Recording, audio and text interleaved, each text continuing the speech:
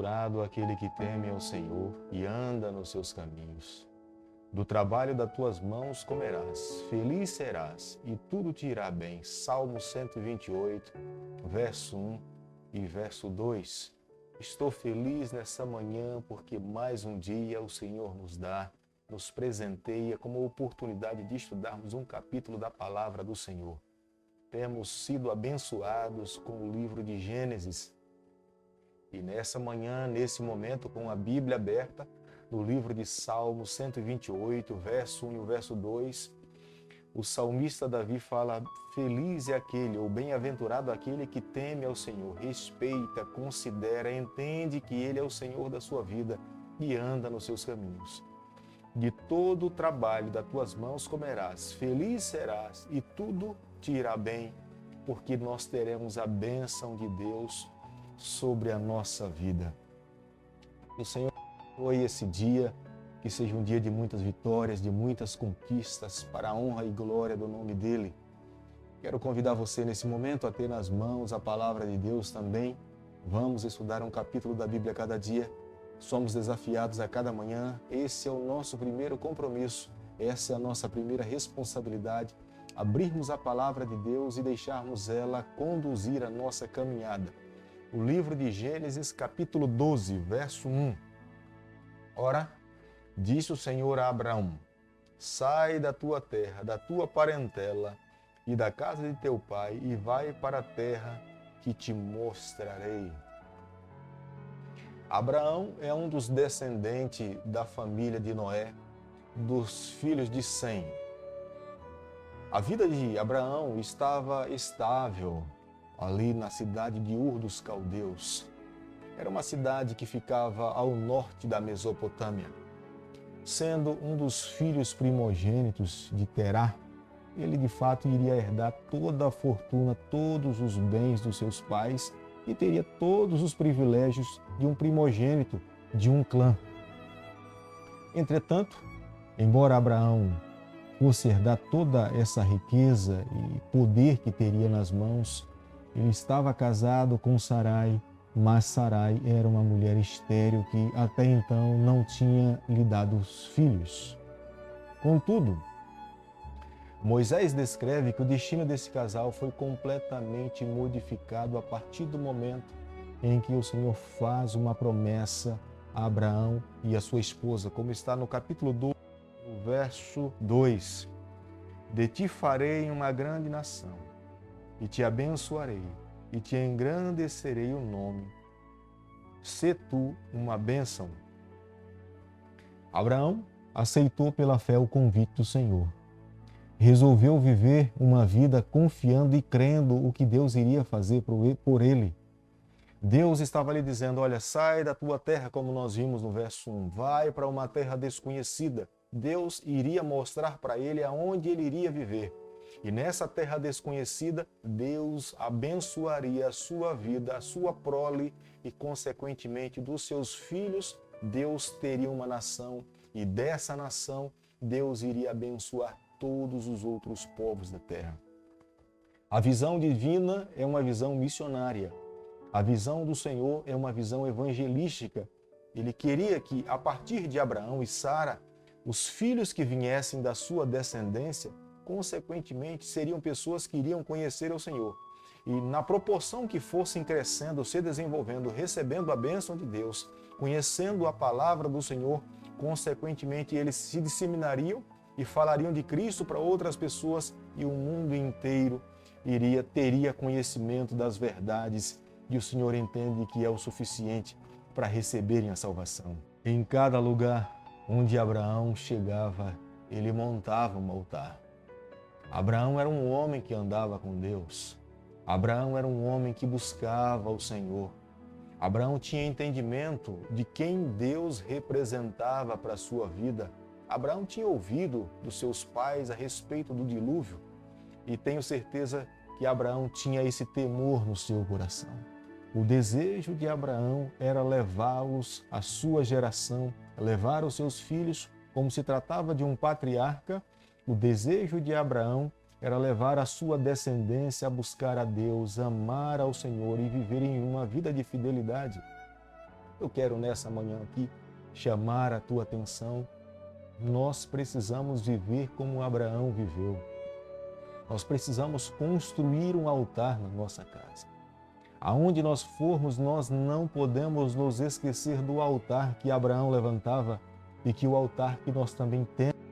Tá?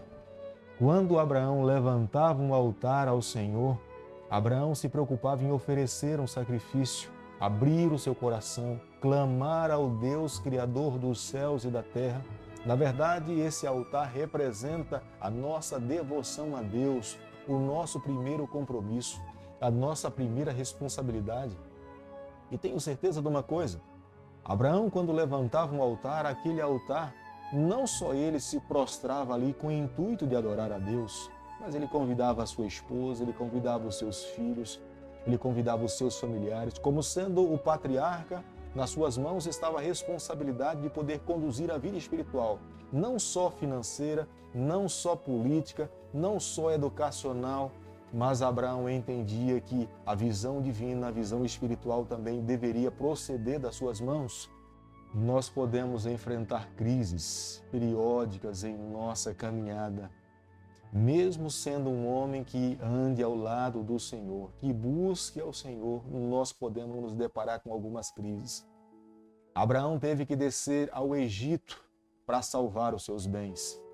A graça, a misericórdia, a fidelidade, a paciência de Deus são mantidas, independente das nossas decisões. Nós não consultamos ao Senhor. Mas ao sofrermos as nossas consequências por tomarmos as nossas próprias decisões, fazermos as nossas próprias escolhas, se nós queremos continuar recebendo a bênção de Deus e a graça do Senhor sobre a nossa vida, nós precisamos voltar e permitir que a palavra dele conduza a nossa caminhada. Abraão, quando saiu do Egito, embora tenha sido um homem de Deus, um homem que levantava altares para buscar ao Senhor, ao chegar no Egito, se deparou com um problema. Porque, embora Sarai estivesse com 65 anos de idade, Sarai ainda era bela, bonita. As suas feições encantavam aqueles que estavam ao seu redor. E Abraão temeu. Embora fosse um homem de Deus, embora tivesse acreditado na palavra do Senhor, saísse de Ur dos Caldeus para uma terra desconhecida, Abraão, ao chegar ali e estar ao lado de Sarai, ele percebeu que os homens olhavam para Sarai com um olhar diferente. E temendo que aqueles homens pudessem lhe tirar a vida para ficar com Sarai, ele pediu para que ela falasse que ele era seu irmão. Mas eu queria nesse momento chamar a tua atenção para a bênção matrimonial. Quando nós olhamos para a Bíblia, nós conseguimos perceber que há uma bênção especial para o santo matrimônio. No momento em que, lá no Egito, os homens começaram a olhar para Sarai e Faraó leva para sua casa a Sarai, as pragas começaram a cair sobre a casa de Faraó. E ele teve um sonho à noite, e nesse sonho o anjo falava que ela tinha um marido. E foi quando então agora Faraó devolve esposa de Sarai para Abraão e fala para ele o que foi que ele fez. E é quando Abraão cai em si e reconhece que ele não deveria ter tomado aquela atitude. Mas veja, nós precisamos entender, o santo matrimônio tem uma bênção especial de Deus. A sua aliança não pode ser quebrada. Nós não podemos menosprezar o que Deus de fato fez no início de todas as coisas ao unir um homem e uma mulher. E eu entendo que nos dias de hoje nós não podemos agir de forma diferente. Amigo, nessa manhã nós temos que entender uma coisa. Todos nós somos filhos da promessa. Nós de alguma forma pertencemos também à família de Abraão. Nós somos chamados a viver as mesmas verdades. Nós precisamos seguir as orientações que foram prescritas pelo nosso Salvador. E tenho certeza que fizermos isso a cada dia, as bênçãos do Senhor estarão sobre a nossa vida. Eu e você, nós não podemos nos esquecer. Capítulo 12, o verso 3. Aqui está a bênção de Deus sobre a família de Abraão. E entendo que essa bênção também está sobre a nossa vida nessa manhã, no decorrer de todo esse dia e da nossa vida. Abençoarei os que te abençoarem, e amaldiçoarei os que te amaldiçoarem. Em ti serão benditas todas as famílias da terra.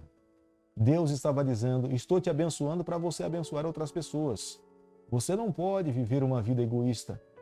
A minha bênção sobre você é para que outras pessoas também sejam beneficiadas com as bênçãos que você está recebendo. Aqueles que porventura forem contra você, Ele mesmo, o nosso Deus, tomaria juízo contra essas pessoas. Eu quero nessa manhã clamar ao Senhor que nós a cada dia possamos viver essas bênçãos, abençoar muitas pessoas que estejam ao nosso redor, porque nós fomos chamados para abençoar vidas que ainda não foram abençoadas pelo Senhor. Bondoso Deus e Pai, nas Tuas mãos nessa manhã nós nos colocamos. Reconhecemos o Teu chamado para cada um de nós. Nós somos filhos da promessa. Nós queremos a cada dia viver essas verdades. Fica conosco no decorrer desse dia. É o nosso pedido, é a nossa oração que nós fazemos em nome de Jesus. Que o Senhor te abençoe e te guarde. Que Ele faça resplandecer o seu rosto sobre você. Que Ele tenha misericórdia de você. Que sobre você nessa manhã Ele levante o seu rosto e conceda a sua paz em nome de Jesus.